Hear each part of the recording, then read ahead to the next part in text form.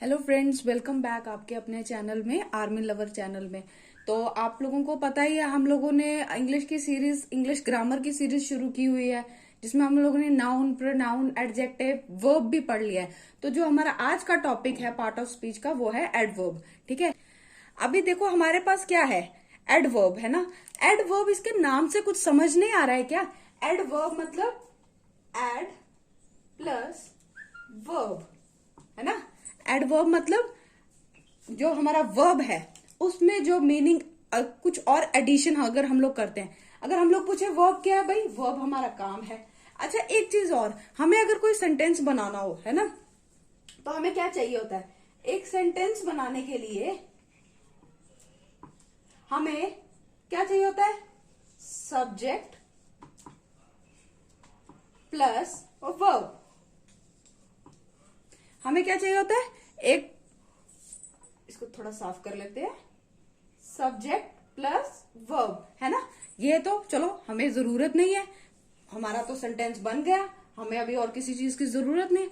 तो फिर इस एडवर्ब की क्या जरूरत है? हमारे पास वर्ब है, हमारे पास सब्जेक्ट है, हमारा सेंटेंस बन रहा है ना। जैसे अगर हम बोले राजू प्लेज, मतलब राजू खेल रहा है, हमारा सेंटेंस कंप्लीट हो गया। पर नहीं, हमें उसको और अच्छे से बताना है। हमें, हमारी बात तो बहुत जल्दी खत्म हो गई भाई, राजू प्लेज, है ना, बहुत जल्दी खत्म हो गई। तो जो हमारे इस सेंटेंस में और अच्छे से हमें बताएगा कि राजू खेलता है, पर राजू कैसा खेलता है ना, राजू किस तरह से खेलता है, तो उस सेंटेंस को हम बोलेंगे एडवर्ब। तो चलिए हम इसकी डेफिनेशन देख लेते हैं। तो हमारे पास डेफिनेशन क्या आती है एडवर्ब की, चलो पढ़ते हैं एक बार।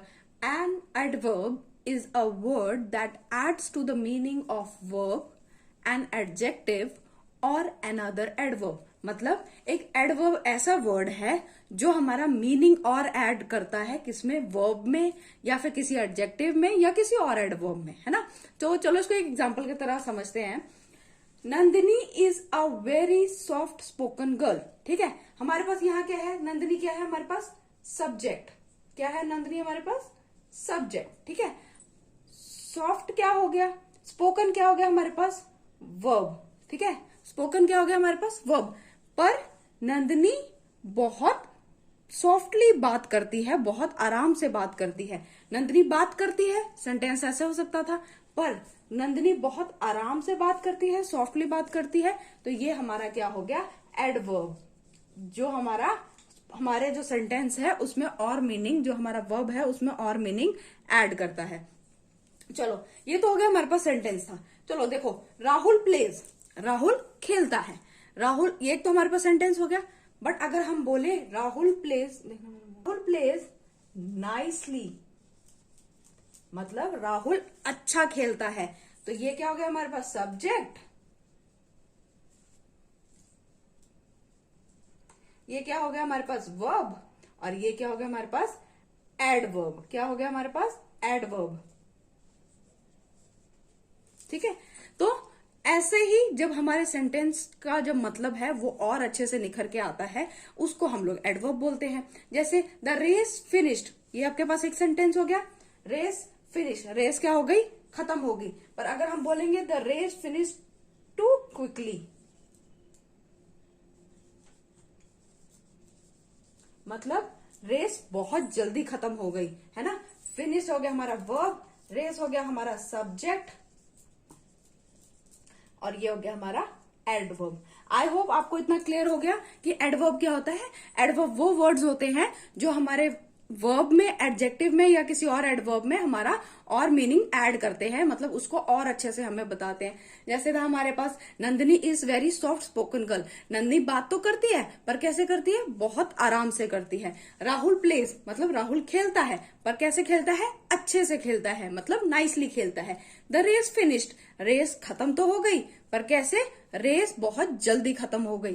तो जो वर्ड्स हमारे सेंटेंस में और मीनिंग ऐड करते हैं और अच्छे से हमें बताते हैं, उनको हम लोग एडवर्ब बोलते हैं। अब हमारे पास जो आता है, हमने अच्छे से पढ़ लिया एडवर्ब क्या होता है, हमें अच्छे एग्जाम्पल से भी समझ आ गया। अब देखते हैं हमारे पास टाइप्स क्या है एडवर्ब की, क्योंकि ऐसी कोई चीज नहीं जिसकी टाइप ना हो, है ना। तो टाइप्स क्या है एडवर्ब की? पहला है हमारे पास एडवर्ब ऑफ प्लेस, ठीक है। दूसरा है हमारे पास adverb of manner. Third one है हमारे पास एडवर्ब ऑफ फ्रीक्वेंसी। और फोर्थ वन है हमारे पास adverb of time. And fifth one है हमारे पास एडवर्ब ऑफ डिग्री। तो हमारे पास ये 5 एडवर्ब हैं। एडवर्ब की कितनी टाइप्स है हमारे पास? 5 हैं, जिसमें अगर हम लोग प्लेस की बात करें तो हम लोग इसके लिए यूज करते हैं कहां। एडवर्ब ऑफ प्लेस कैसे, क्या बताता है हमें, कौन सी चीज कहां हुई है। और एडवर्ब ऑफ मैनर बताता है हमें कौन सी चीज कैसे हुई है ना। और एडवर्ब ऑफ फ्रीक्वेंसी हमें बताता है कितनी बार कोई चीज हुई है, कितनी हुई है ना, कितनी बार। अगर हम लोग चलो कितनी बार लिख लेते हैं, ठीक है। फिर आता है हमारे पास एडवर्ब ऑफ टाइम, जो हमें बताता है कि कोई काम हुआ है वो कब हुआ है। एडवर्ब ऑफ टाइम से हमें क्या पता चलता है, कुछ भी जो हमारा वर्ब हुआ है, जो हमारा काम हुआ है वो कब हुआ है। वही हमारे पास एडवर्ब ऑफ डिग्री आता है, जो हमें बताता है कि कोई काम कितना हुआ है। आई होप इससे तो आपको और अच्छे से पता चल जाएगा कि इसकी टाइप में क्या क्या है।